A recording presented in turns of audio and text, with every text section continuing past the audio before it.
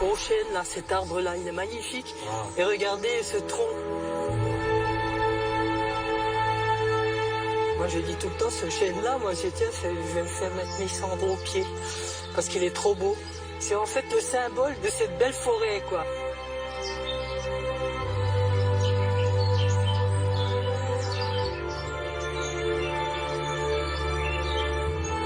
Cette forêt, vous l'avez sauvée? On l'a sauvée, alors c'est le bonheur. Vous, si vous venez ici avec vos enfants, vos petits-enfants plus tard et tout, ben vous pourrez expliquer l'histoire d'un combat avec des résultats quand même spectaculaires, parce que c'était pas facile, hein. Ça me fait trop plaisir que tu sois là, Lucienne. Vraiment, c'est super émouvant de te revoir. Comment va le chêne? Oh, le chêne se porte bien. L'espèce, le chêne pubescent ou le chêne Cécile. Et celui qu'on voit dans les images? Voilà, et ben, ce sont quand même des essences qui depuis des siècles supportent bien tous les aléas climatiques, les tempêtes, et donc on peut espérer quand même que ces essences-là, elles vont tenir, elles vont encore nous ravir et faire du beau bois d'œuvre. Alors la forêt qu'on voit sur les images, Lucienne, c'est la forêt de Montmain, c'est la forêt de ton enfance. Elle a failli disparaître, cette forêt. Est-ce que tu peux nous expliquer pourquoi?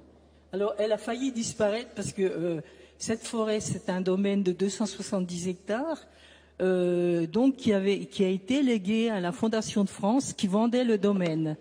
Et donc, déjà, pour avoir connaissance de l'opération et de la vente qui était en cours, c'était déjà un parcours de combattant. Mais tu l'as su? Ben, je l'ai su parce que le milieu au niveau des forêts et tout, c'est très opaque. On a beaucoup de mal à avoir des informations, notamment sur le nom des propriétaires ou les numéros de parcelles.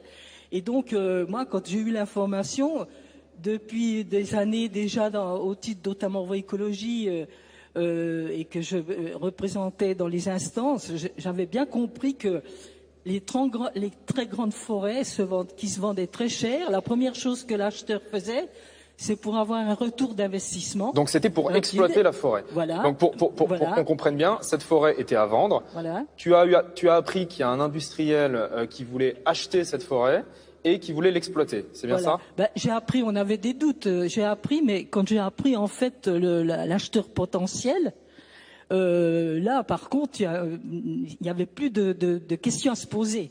Il fallait quand même vraiment alors, je peux vous dire quand même que l'acheteur potentiel, c'était la Caisse des dépôts et consignations. Oui.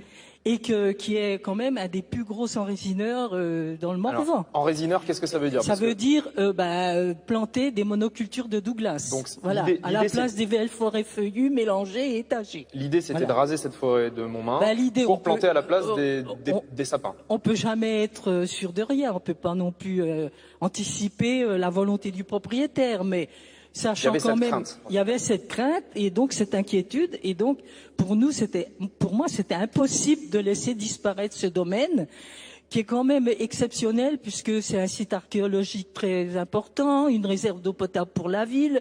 Et ça l'apporte. Vous savez, les forêts, ce qu'il faut dire, c'est quand même, moi, c'est peut-être un terme qui plaît pas, mais c'est quand même une richesse extraordinaire pour les gens qui n'ont pas de moyens.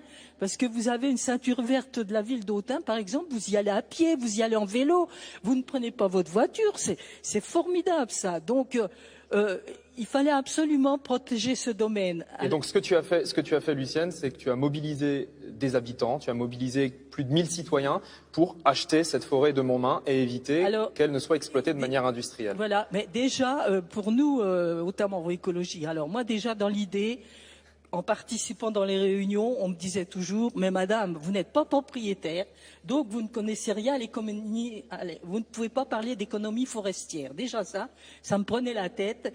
Et en plus avec des petits sous-entendus, oui, les écolos, de toute façon, ils n'y connaissent rien, il n'y a que les petits oiseaux et les fleurs qui les intéressent. Et de toute façon, ils ne sont là que pour critiquer. Ils ne font que critiquer. Et t'as pas écouté les critiques, t'as acheté cette forêt. Alors, de toute façon, pour moi, c'était pas possible. Il fallait faire quelque chose, et je me suis dit, il faut qu'on devienne propriétaire collectivement. Ce que vous avez fait. On va se positionner en tant que propriétaire, ce qui a changé la donne. Et donc, on était sur cette idée-là. Et la vente du domaine de Montmain nous a donné l'occasion de concrétiser notre désir de devenir propriétaire. Alors il y a une pratique forestière qui, toi, te faisait particulièrement peur, c'est ce qu'on appelle les coupes rases. On va peut-être le voir à l'image.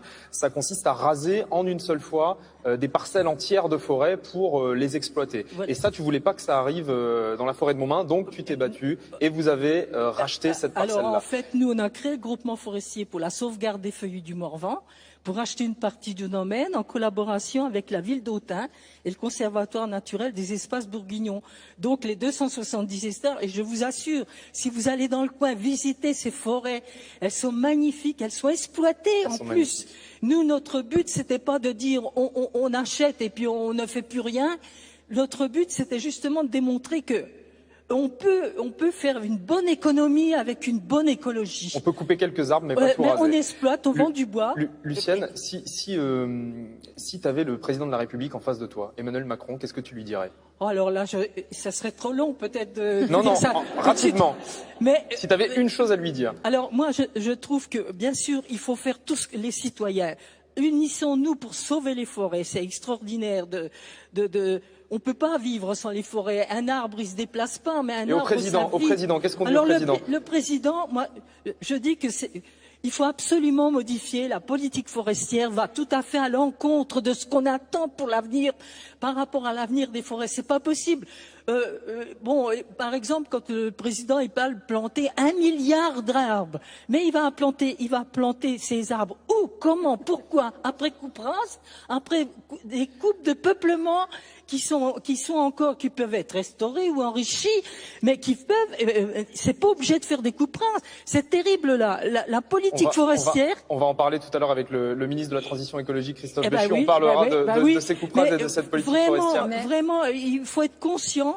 Ce qui se passe sur le Morvan, si rien ne se passe, dans 30 ans, on n'aura plus de forêt mélangée feuillue. Mais est-ce qu'on peut appeler une plantation en randonnion de Douglas ou autres résineux forêt? Et on nous bassine en nous disant, attendez, faut exploiter parce que les forêts sont en expansion, il y a beaucoup trop de surface. Merci Lulu. Alors Lulu est inarrêtable, je vous préviens. Lulu est inarrêtable. Merci beaucoup. Est-ce que je peux dire ton âge, Lucienne? T'as 81 ans, t'es pleine d'énergie, t'as mené cette lutte, bravo à toi et heureusement qu'il y a des gens comme toi. Merci beaucoup Lulu d'être venue nous voir. Merci. Vraiment. Merci Lulu. Merci. Et vraiment, aidez-nous à continuer à acheter des forêts comme on le fait au groupement forestier. Je vous assure, c'est collectif, c'est formidable. C'est ce qu'on fait ce soir. Et voilà. C'est ce qu'on fait ce soir. Merci Lulu.